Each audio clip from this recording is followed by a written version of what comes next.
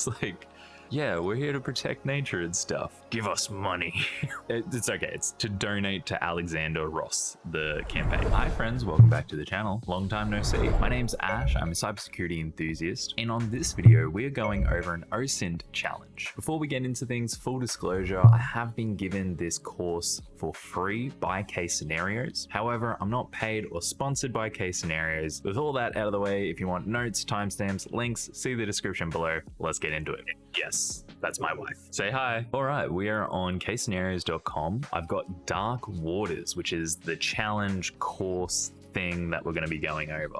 So there's a bit of a story behind it, a setting. So we've got follow journalist Alec Wolfe as he uncovers the dark secrets of a small rural town. Work at our own pace and immerse ourselves in the gripping story full of one-of-a-kind tasks, videos, audio, and imagery. And we've got about a year to go through this as of the recording of this video. So some other pluses, we've got a badge when we complete it. We've got the average time it takes, so it might take a bit longer if we're new to OSINT, and we've got a full list of everything that's included, which we'll see soon. And I used that acronym before, OSINT. So if you haven't heard of OSINT, it stands for Open Source Intelligence. So it's the collection or analysis of data gathered from open sources. So pretty much anything publicly available. So like Facebook or like social media, if we can find it like legally, it's open source. All right, here we are in Dark Waters at a whopping 0% complete. We have 44 modules or sections to get through. So let's start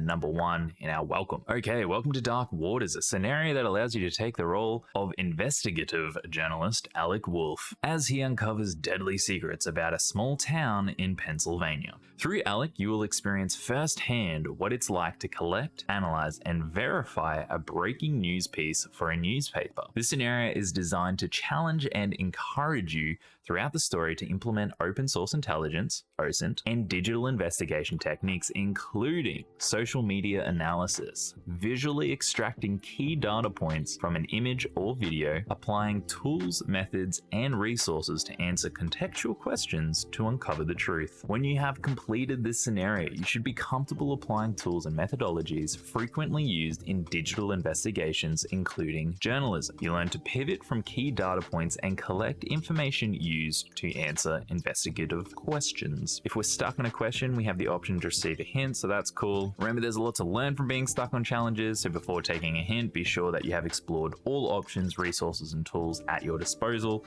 Take a hint when you're absolutely sure you've tried everything in your tool set. You can pause at any time and continue where you left off at your convenience, so please take your time and work at a comfortable pace. Thank you, Kase Scenarios. No points are awarded for speed or completion, and your answers are not publicly available.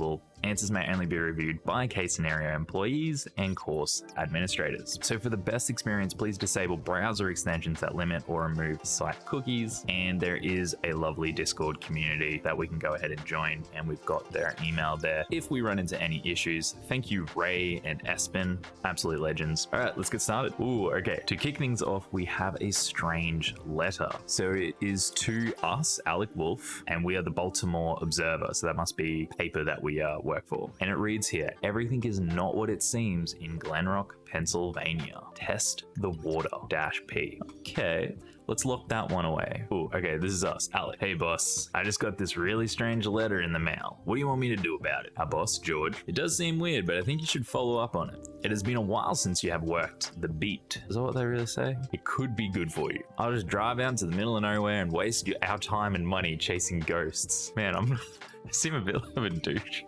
George, I promise you there's nothing exciting happening in Glen Rock. Why am I so sure that there's nothing going on? They just got this crazy letter. Okay, you'll be back before the end of the week. Text me when you get there.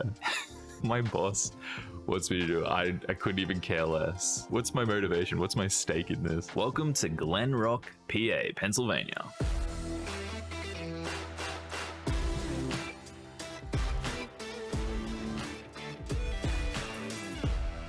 Ooh, all right. We have arrived. Population. I wonder if that's important. 2,300. Oh, okay. We're monologuing to ourselves as we get there. George wasn't kidding when he said Glen Rock was a small town. I think I will check out the bar in town to check out the locals. Don't love that wording. At the bar. Okay, we've got Lisa working at the bar. What will it be tonight? Just a Yuling? The Yuling, but has an aftertaste of Hershey. What is this drink? Oh, okay. It's like a Pennsylvania thing. I guess I know what's good. I've done my research. Rough night. Are you in town for the paper conference? I hope everyone's here for the paper conference. I wonder if we see anyone from Dunder Mifflin. No, just here for a quick job. I don't even know what I'm here for. I hope it's a quick job. But that would explain why every hotel within 60 miles is booked solid for the whole week. I guess it's the perfect excuse to go back home in the morning. I do not care about this job at all. Where will you sleep? In the car? I have an extra room above the bar that you can rent from me for the week. It's no Hilton, but it has a warm bed. Why is it warm? Never mind. By the way, I'm Lisa. This is my bar. It seems I can't get out of doing work as easy as I thought. Thanks, Lisa. I think I will take you up on that room. So that was my goal, is just to not book anything and go home. Jeez. I'm really dedicated to my craft. Okay, next up we've got the Protestor. We've got a bit of an image here. Protesting away. We've got better things to do than sit around and be contaminated. Ooh, this is sort of going back in with that letter that was like, test the waters. So people are a bit upset over something. So while inside of the bar, I look out the window and notice this young woman on the sidewalk across the street with a handmade sign. So I walked out to her. So she says, save our drinking water, take a flyer, stop Glen Rock, save our drinking water. Glen Rock, that's just the town that we're in. So I'm like, hey, thanks for the flyer. It's cold out here. Do you do this often? Yes, sir. I am out here almost every day trying to expose the deep corruption in this town. So this is about Glen Rock. What exactly is going on around here? I write for a paper in Baltimore. If you don't mind, I would like to take some notes. So she says, she doesn't even say yes. I'm a biology student over at Penn State. Yes, all right, I guess I can take some freaking notes. Penn State York campus, and I was doing my thesis on biodiversity in our state parks and local lands. One weekend, when I was home, I began collecting some samples here at Glen Rock, and that's when things started happening. What happened? Out in the woods, I felt like I was being watched, but I never saw anyone. Soon after, I began to notice the same cars following me everywhere. I'm not stupid. I knew something was going on, so I snapped some pictures of the cars and looked up the owners. Sure enough, they were all registered to Glen Rock Paper Company. First of all, what about that sample? Is there anything fishy going on with the sample that you took? Can you test for that? Second of all, how did you just look up who owns a car? Is that easy enough to do? I mean, I can look up a registration, like a license plate, but that doesn't tell me who owns it. Apparently you can do that? Okay. Wow, that sounds intense. Why would they do that? So she continues, they run this town. Everyone works at the plant. I thought I was crazy at first, but then my equipment went missing. I was getting weird threats on social media, and someone even called my phone and left a really creepy message. All right, that's kind of messed up. They demanded I stop what I'm doing or else something bad would happen. No one else will believe me that the Glen Rock Paper Company would do this. So your next move is to go out on the street and just continue doing, I mean, why not do it a little bit more anonymously if you know that they're threatening your life? I'm not here to judge. All right, this may sound weird, but I believe you. I'm here following up on a tip, and I'm starting to think that the paper company has something to do with all of this. Now I care, because I was literally just about to leave. All right, so she continues, when this started happening, I spoke to my grandmother, and it seems these people have been causing problems for my family across generations. She has a personal stake in this. We have been in this town for a long time. My mother's grandfather bought this land in 1837 and refused to give up his home for the plant. I'm positive there are others who will talk if you push them. GRPC, or Glen Rock Paper Company, is so fake. Check out this ridiculous video they have been showing on TV. I can't believe people are buying this. Let me send it to you. GRPC, the company that cares about nature. This is the most generic ad I've ever seen. You know, when a company says they're committed to you, that they're not committed to you. Okay, but what I do see is caseportal.com. Let's go and grab that and let's look it up. So we've got the company website now. Consumer, industrial, packaging. They make noodle boxes. Employees of the month. Okay, so we've got some individuals who work there. Alicia Brooks, admin assistant, worked at Glen Rock for 5 years, so she's devoted to the company. When not working, she loves hiking. Dale Myers in sales. He's only been there for a year, so if I'm going to push anyone for information, it's going to be this kid. Hector Andrews, senior plant supervisor. He's worked there for 10 years. This guy's very committed to covering up secrets. Hector's an award-winning baker. All right, Hector has a soft side. Maybe there's a way in there. And we have Patty Stanton, the event manager. She's only been there for 2 years. Okay, so might be able to push her around because that's what the protesters said to do. She loves going on staycations. Oh, nice. We've done a few staycations since COVID. Can vouch. Patty's onto it. Ooh, all right. So scrolling down a bit, we've got a cocktail party. The famous DJ Mint is playing this weekend. So the whole company is going to be there. And they've just put this, not in an internal intranet, but they've just posted this on their public-facing website. It's terrible OPSEC. So, company news, GRPC will celebrate its 100th anniversary with a cocktail party in their ballroom. Oh, so it's actually open for the entire town. Okay, well that's why they put it on their website then. So last month's gala to raise campaign funds for the future of Mayor of Glen Rock, Alexander Ross. That was extremely successful. Thanks to all of your generous donations, we're able to raise $1.2 million. There's only like a couple of thousand people in Glen Rock. Who's donating this? That seems kind of suspiciously high. And we have check out our 2022 annual report for shareholders. Is this a weird thing to be putting on the front of a website? I guess it is public facing. Shareholders need to see this stuff, but I guess we'll tuck that one away. And then we've got Glen Rock Paper Company. It's dedicated to taking care of the nature around us. Aww. And hushing any protesters that stand in their way. Working with local officials, we are constantly reviewing our footprint and making sure our production has zero environmental impacts. I smell lying going on. Text money to 931-532-0554. It's like, yeah, we're here to protect nature and stuff. Give us money. It's okay. It's to donate to Alexander Ross, the campaign. So there's some political figure involved with this company. So this is a little sus. And the fact that they've raised 1.2 million sounds like kind of suspicious amount. And Dale just looks like a shady kid. I mean, if I had to pin it on anyone right now, yeah, be this kid. All right, so we've got the website. Let's continue on area. So we've got getting to know the town. All right, so this is our part where we're going to test our OSINT investigation skills. So number one, what is the name of the protesters' relative that was first to own the land on what is now Glen Rock? It turns out Glen Rock, Pennsylvania is actually a real place. So it has a real Wikipedia page because it's a real place. And the protester is telling the truth. Don't know if she's real, but she said that her family owned it from 1837. So we have a founder here. Let's see if this is who we're after. All right, cool. So we're on the right track. Open source intelligence. I know what I'm doing. Number two, what is the name of the main railroad through town? Interesting. So there is a railroad. There is a railroad. There is a railroad going through town.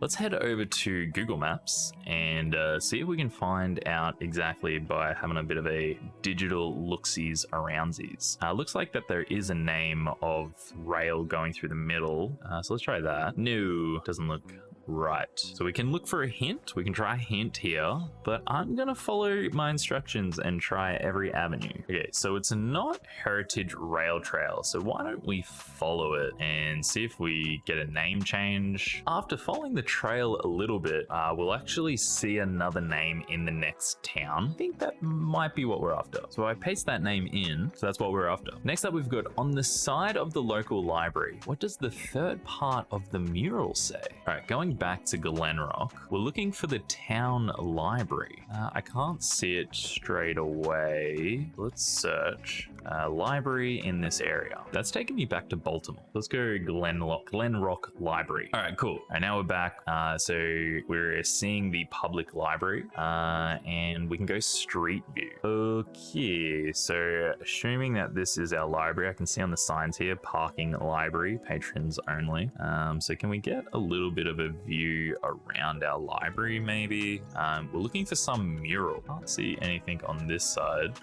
Excuse me, miss. Do you know where I can find the mural? Is it on like the other side of the road? It says on the side of the local library, so it's definitely on the library somehow. Okay, I can't see anything on the street view, so maybe there's like a photo taken.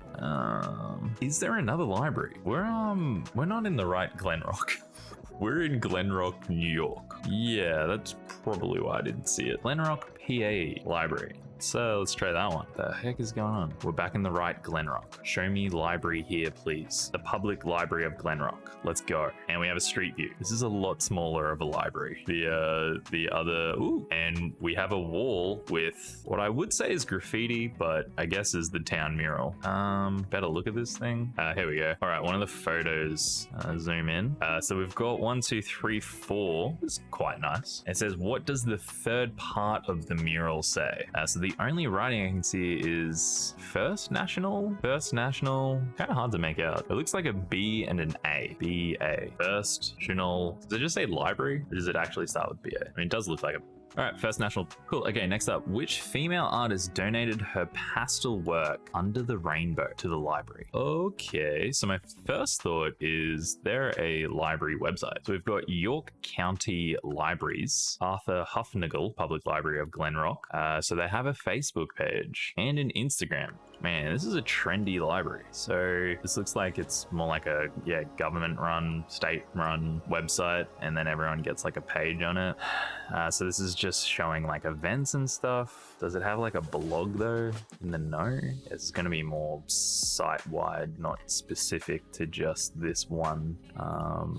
Probably good idea searching Facebook. All right, well, we do have Under the Rainbow. So we're looking for some sort of donation. So I guess before we go too deep in scrolling, see if there's anything with Under the Rainbow. We have Issue, which is like a digital magazine. This is from a company, but it does say in here that they've recently donated their painting Under the Rainbow to Arthur Huffnagel Library. So let's try that. Oh yeah. All right, next up, what is the street name of Marianne's studio? All right, let's actually read this thing. Heck yeah, I can actually search through the magazine. That's pretty sick. All right, here's Marianne. I hope she's okay that she's in a OSINT course. I think Marianne's pretty chill with it. So Marianne is exhibiting her paintings, pastels and prints, the Arthur Huffnagel Public Library through the month of October. Her subject includes florals, animals, classic views. Okay, so I thought maybe there might be something in here about her studio. If we look her up, we actually see a Facebook post and we can add her on LinkedIn. So we've got, congratulations to the Glen Rock natives. Story of the tree and cloud is available to check out at the library. Okay, so she illustrated a kid's book. Man, Marianne is killing it. Yeah, but this really doesn't help us. Where's our studio? Why don't we head back, see if we can find anything on Google Maps. No, we can't. Maybe if we look up studio. Maybe she's got it on her LinkedIn. Nah, I couldn't be bothered logging in. Oh, here we go. Got Marianne Studio. Okay, is this where what's the street name? All right, make sure you include the actual street, like the name and then street. Yeah. Number 6, where was this taken in town? Oh, damn. Okay, so this looks like just a ton of graffiti. That's a bit tricky. So either we just digitally walk around town, which could take who knows how long. Maybe there is some sort of, I spell graffiti. Hey, cool, there we go. Is this what it's called? Yes, it is. Awesome. All right, next up, the protester was attending an event on June 8th, 2018. Was it? Okay, so something was happening here. Let me look up the events. Let me look up past events. Oh, here we go. Okay, there was a Facebook post about it. Sweet. All right. Which movie was shown at this event?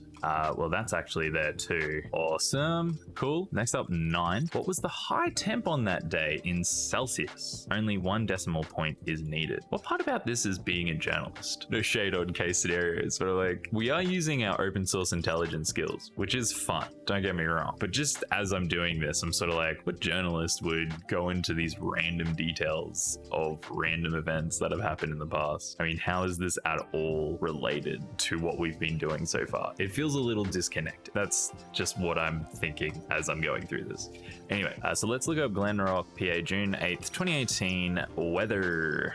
see if we can find the weather history. All right, so this took me to Weather Underground on not the date that I asked for, June 8th, 2018. We can view, and we're looking for the high temp on that day. Can I please switch this to Celsius? So it looks like the high of 82 Fahrenheit. So if we get 82, that'll take us to this. We only need the first decimal as it asked. All right, that was the first section, getting to know the town. So if you did enjoy this format, this new sort of challenge thing, please let me know if you want to see more of this. We've got a whole bunch more to go through. Feel free to like, comment, subscribe, do all that YouTube stuff. Up on the screen above my beautiful wife, you're going to see a recommended video to my last video that was on Pico CTF, my live recap of doing my first live event. So hope you enjoy that if you haven't checked it out. Otherwise, thanks again, and I will catch you in the next video.